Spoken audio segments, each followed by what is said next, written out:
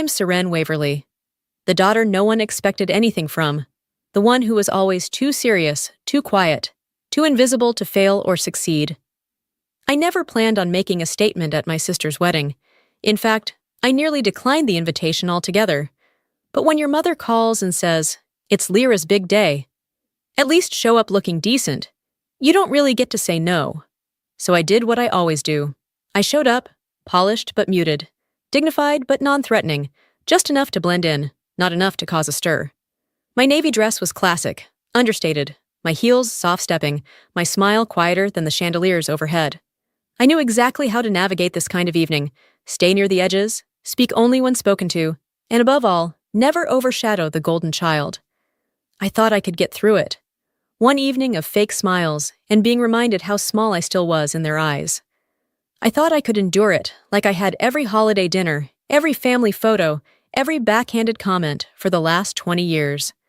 But what I didn't plan for was being recognized, not as the disappointment, not as the older sister still finding her way, but as the woman whose silence had built an empire. And that moment, it didn't just change the room, it changed everything. The Grand Andel Hotel was exactly what I expected from my sister. Excessive, over-curated, and thirsty for attention. Crystal chandeliers glittered above like frozen daggers, casting their judgmental light over towering floral arrangements and hand-calligraphed place cards. Everything screamed luxury. But none of it surprised me. Lyra had always treated appearances like currency, and tonight, she was richer than ever. I arrived just past 7, precisely late enough to avoid the awkward family photo ops, but early enough not to offend my mother. She found me before I even took my first sip of champagne. "There you are," she snapped, the sharp edge of her tone concealed beneath a brittle smile. Her dress was tailored to perfection, too perfect, like everything else she touched. "Why are you hiding by the coat check?" "Just taking it all in," I replied smoothly, offering a tight smile. Her eyes drifted down my outfit, pausing at the modest neckline, then the shoes. "You look fine," she said, which in my mother's lexicon was damning with faint praise. "But you could have chosen something more polished. This is a high-profile wedding, Seren, not one of your little office mixers." Little office mixers. She said it with the same dismissive wave she used on flies. I'd chaired a billion-dollar acquisition meeting just 3 days ago, but of course, in this family, anything short of a wedding or a baby shower didn't count as an achievement. I nodded, as I always had. She turned away before I could speak, scanning the room for someone more valuable to talk to. She never asked about my work. She never had.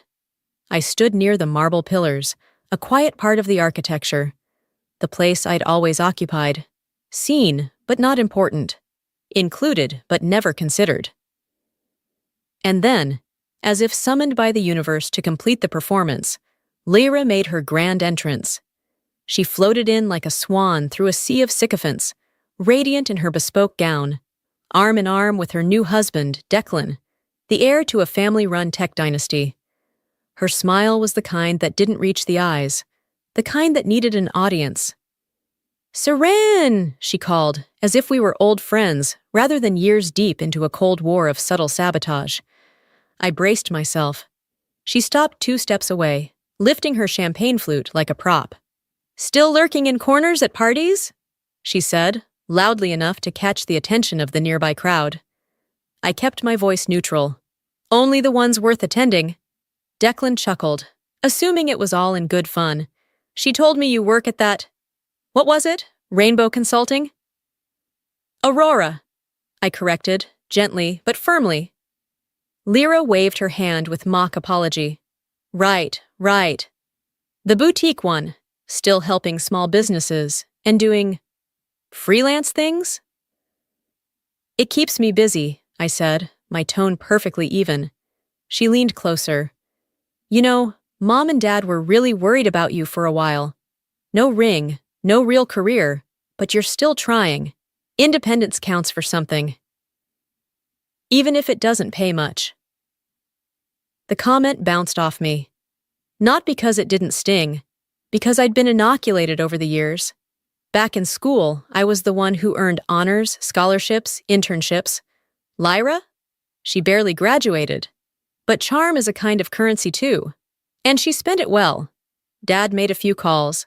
A family friend pulled strings. Lyra landed at WeddingThen as an entry-level analyst and climbed the ranks fast. Not because she was the best, because the path was paved. Me? I was told to be realistic, to manage expectations, to stay safe. So I did what no one expected. I built my own path. In silence, in shadow. Lyra clinked her glass against mine, lips curled.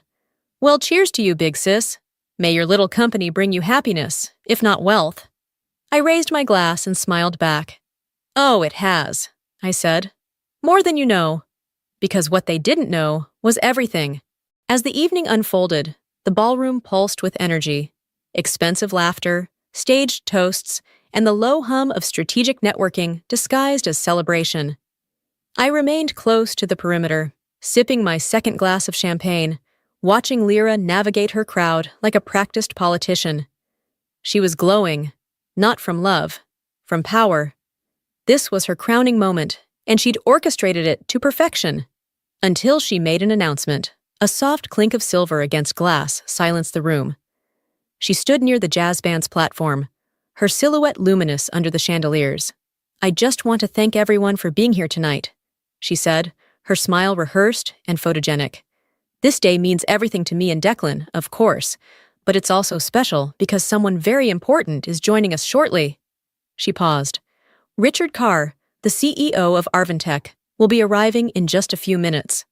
A collective gasp and murmurs followed. Carr never attended employee functions, but Lyra wore her faux humility like a sash. I guess I'm not just any employee. I didn't need to guess. I already knew. Richard Carr had been trying to secure a face-to-face meeting with the CEO of Aurora Consulting for the past 3 months. His board had sent over proposals, partnership drafts, and multiple urgent requests. I'd read every one of them and ignored them, strategically. Let them wait. Let them sweat. Because I don't chase power, I attract it. And tonight, Richard Carr would finally meet the woman he'd been chasing, all while standing under a crystal chandelier at someone else's wedding. The double doors swung open with ceremonial timing. The room hushed as if cued by an invisible conductor. Richard Carr entered like a storm in a tailored suit, tall, silver-haired, calm. He scanned the room once. His eyes passed over Lyra, over Declan, over the crowd, and then they locked on me. For a beat, there was nothing. Then recognition flickered. Surprise. And finally, respect. He cut straight across the room, bypassing the bridal table entirely. Miss Waverly, he said, extending his hand. I didn't expect to see you here. Dead silence. My champagne glass paused mid-air.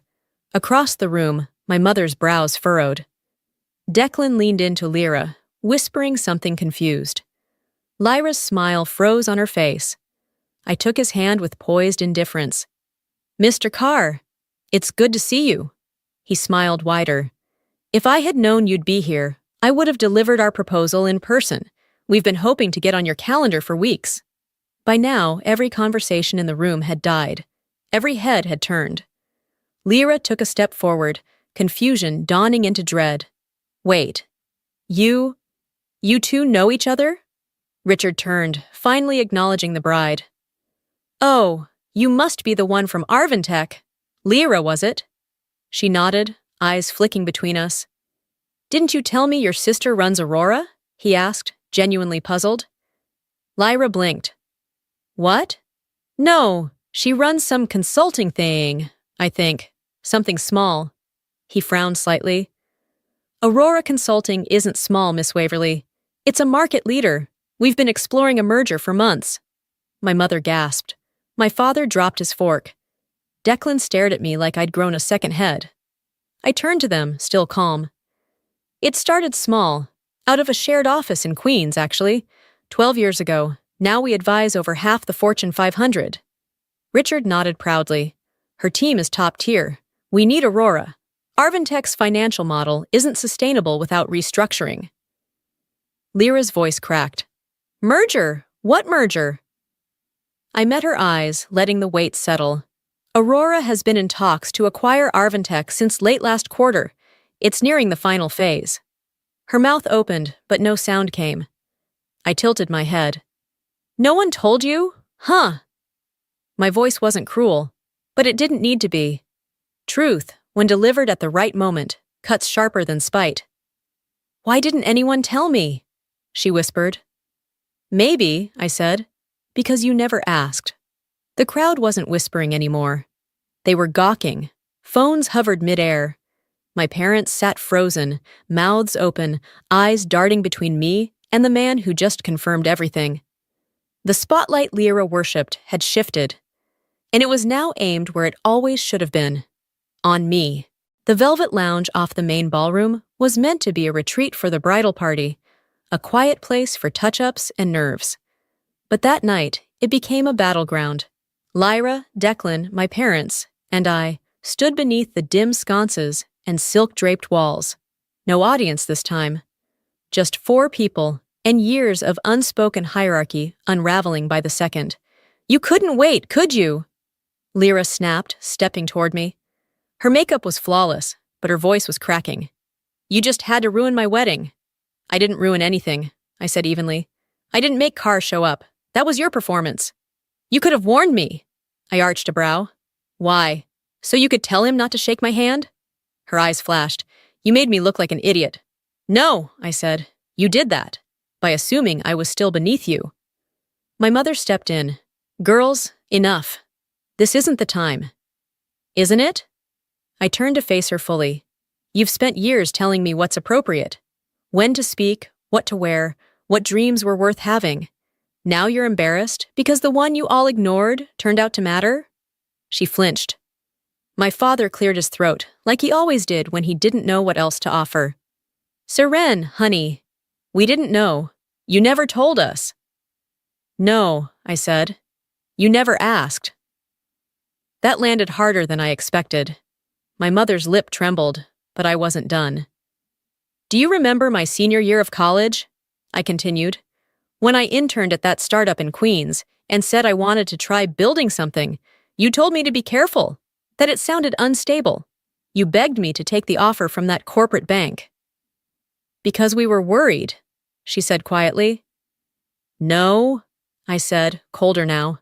Because you didn't believe I could make it, but you believed in her. I gestured toward Lyra. You co-signed her Manhattan lease. You paid for her MBA out of the family account, money I contributed to from my scholarship refunds and summer jobs. My father looked ashamed. We always meant to pay you back. You never did. My voice had dropped to a whisper, the kind that doesn't ask for pity, only recognition. You thought I was disposable, smart, sure, but not impressive, not the type to make things happen. I turned back to Lyra. And you? Ever wonder why I never talked about work? Because you weren't listening. You were too busy playing Golden Girl while I was grinding through 80-hour weeks, hiring staff, pitching clients, building something no one handed me. She folded her arms. So what? Now you think you're better than us? No, I said softly. I know I am, and I've known for a long time. Declan looked like he wanted to evaporate. My mother sat down on the edge of a chaise, her posture folding in on itself. We made mistakes, she whispered. But we were trying to protect you. The business world is cruel, especially for women. And yet here I am, I said, voice sharp. Standing, thriving, running the company that's about to rescue your precious Arvintech from collapse. Lyra looked like the air had been knocked out of her. Rescue? You think this merger is some cute collaboration? I asked. Richard Carr doesn't collaborate when his numbers are bleeding red. He begged us. I just gave him enough rope to feel like it was his idea. My father stood again, more defensive now. You're talking about acquiring the company where your sister works. What happens to her? That depends entirely on her, I said. And whether she's capable of standing without a hand up. Lyra blinked, eyes glassy now. So this is it? Revenge? I took a slow breath. No, this is accountability. She sank into a chair, shoulders slumped. The glow was gone. The golden girl was no longer gilded, just a sister sitting in the ruins of her assumptions. I didn't gloat. I didn't smirk. I simply stood taller than I ever had in their presence. For the first time in my life, I wasn't the backup plan. I wasn't the dutiful daughter or the afterthought. I was the force they never saw coming. 2 weeks later, I stood before the glass doors of WeddingThen's headquarters, watching my own reflection blur into the skyline. The building had always symbolized prestige in my family, where Lyra worked, where success was measured in floor numbers and corner offices. Now it was mine to restructure. I walked in without fanfare, dressed in a tailored black suit, heels that clicked with intent, and the quiet gravity of someone who no longer needed to prove anything. The receptionist recognized me before I gave my name. Her eyes widened, but she didn't speak. She didn't need to. Everyone in this building had read the press release. The boardroom was already full when I arrived. 12 seats, 12 executives who'd spent the last month scrambling to prepare for what they called a strategic acquisition. Richard Carr stood when I entered. "Miss Waverly," he greeted, gesturing to the chair beside him.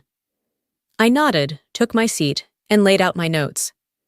"In the past quarter," I began, "Aurora has conducted a full review of WeddingThen, its finances, structure, leadership, and risks." I looked up. Every eye was on me. "We've come to a conclusion. WeddingThen has potential, but it's been managed by legacy, not merit. That ends today." A ripple of discomfort moved through the room. "Going forward, leadership roles will be reassigned based on competence, not last names. Promotions will come from within. Redundant positions will be eliminated." "This isn't punishment," I added. "This is correction." From the corner of my eye, I saw movement through the glass wall. Lyra, my father, my mother, watching silently. Lyra looked different, simpler, real. I continued. "Departmental reorg begins next quarter. All decisions will go through Aurora oversight." Richard leaned over. "You're more ruthless than I imagined." "Not ruthless," I replied. "Just clear-eyed." He smiled. "And your sister?" "She'll receive an offer. Entry-level. She can earn her way up." Through the glass, Lyra lowered her gaze. That afternoon, we sent out contracts. One to Lyra, one to my father, one to my mother. No one responded. Until the third day, Lyra arrived in flats, no makeup, hair pulled back. She held the contract. "Do you mean it?" she asked. "Entry level?" "Yes. Everyone earns their place at Aurora." "I don't know if I can do that." "Then don't," I said. "You have a choice." She paused. "I want to try." It wasn't an apology, but it was a start. Later, my parents came. No apologies, just truth. My mother said, "We were wrong, about you." I said nothing, because silence now was enough. That night, long after the last meeting ended and the final contract was returned, I sat alone in my office. The city buzzed beyond the glass, skyscrapers blinking like silent applause. But I didn't need it. Applause was for performers. I was an architect. I reached into the drawer on my right and pulled out a small velvet pouch. Inside was my grandmother's locket, the one she gave me the day I left college with no job, no connections, just the quiet conviction that I wasn't wrong for wanting more. I opened it gently. The note inside was creased but intact. Her handwriting was sharp, elegant. Success isn't about who believes in you at the end. It's about who you believed in at the start, yourself. At 23, that message was all I had. I was broke, underestimated, and exhausted. But I wasn't broken, because deep down, I had never doubted that I could build something real, something mine. Now people believed. They saw the headlines, the power suits, the conference keynotes. But none of that was the victory. The victory was that I didn't need their belief to get here. That was the part they never understood. People talk about revenge like it's fire, fast, loud, explosive. But my revenge was something else.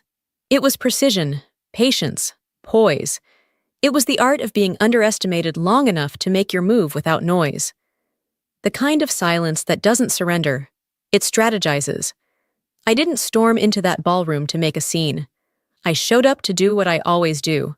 Observe, calculate, adapt. And when the spotlight finally turned toward me, I didn't flinch. I stepped into it, because I had built myself for that moment. Quietly, deliberately, relentlessly. If you're listening to this and you've ever been told you're not enough, not strong enough, not smart enough, or just not seen, hear me now. You don't need to shout to be heard. You don't need validation to be valuable. And you don't need permission to become powerful. Let your work be your response. Let your excellence be your rebellion. Let your silence be your storm. Because sometimes, the most dangerous person in the room is the one they forgot to count.